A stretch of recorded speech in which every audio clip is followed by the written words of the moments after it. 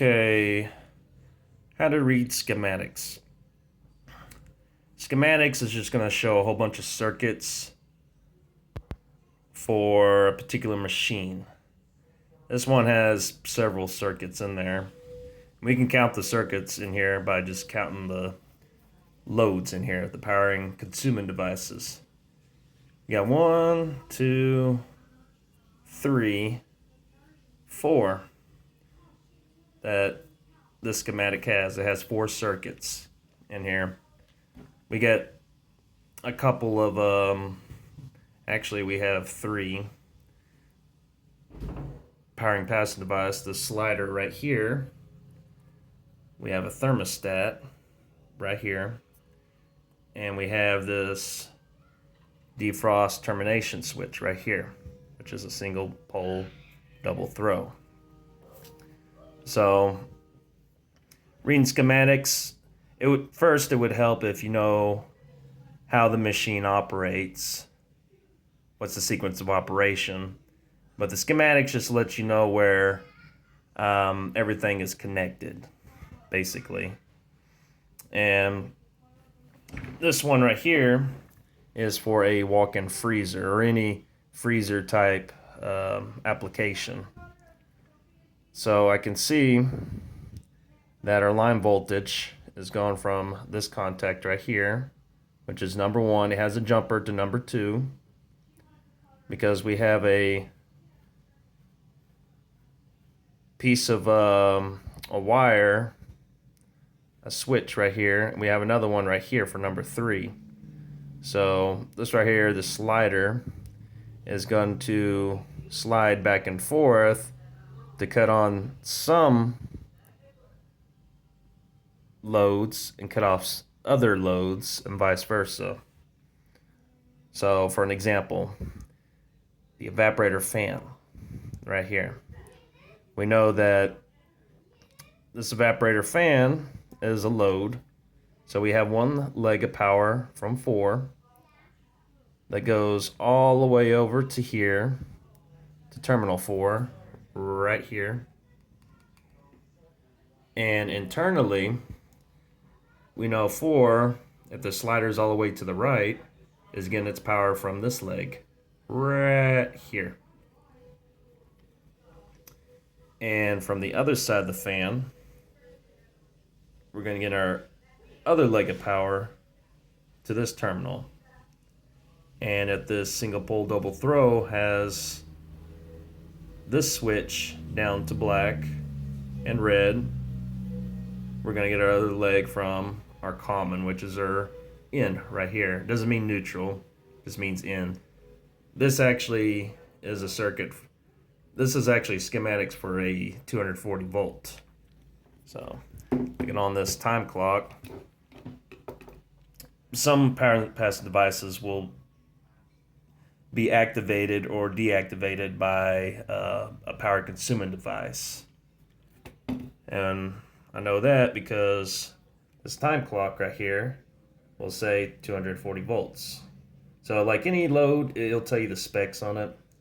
This one is 240 volts, so we need 240 volts for this thing to operate. It'll even tell you the direction of this clock right here. That's clockwise.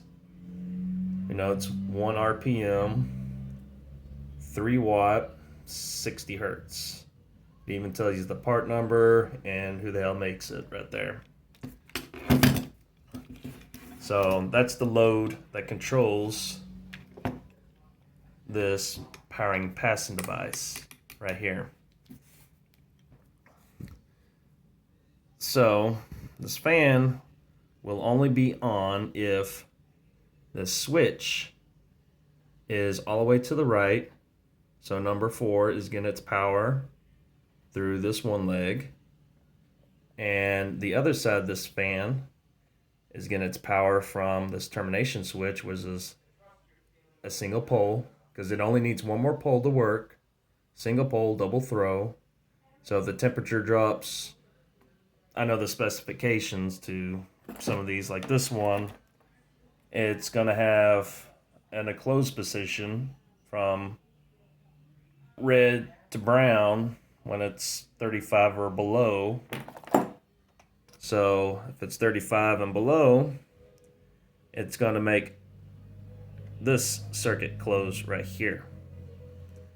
So from our common to R, and when the temperature drops right there, bam, to this terminal, we get our one leg, the other leg to 4, and 4 gets it from 2. We should have power right here to here, 240, from right here to right here. And if I know that this thing is slide all the way to the right, this one, if I have my leads here to here, I should read 0, because it's just the power and passing device. That's like if I put my leads from right here to right here, it should be 0 right there. It's passing right there. So here's another example. Here's a solenoid valve right here. I want to know, where is this wire going? I can see where it's going. It's going to in. And I see there's nothing cutting in off. So it must be common. In doesn't necessarily mean neutral. It's just labeled in. That's all it is. We know this thing doesn't use a neutral. It's 240 volts. So in is just going to be our common right here, where we tie off a bunch of loads, one leg to in right there.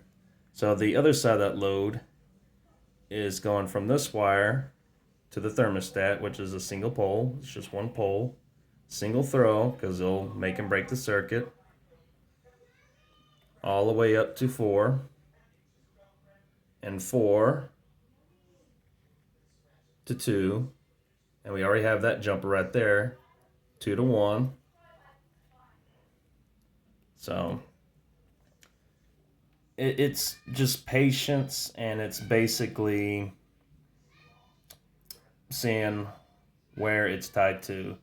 So we know all our loads, one side's going to be on in, but the other side of the load, it's going to go through a couple of powering passing devices. But that's basically it.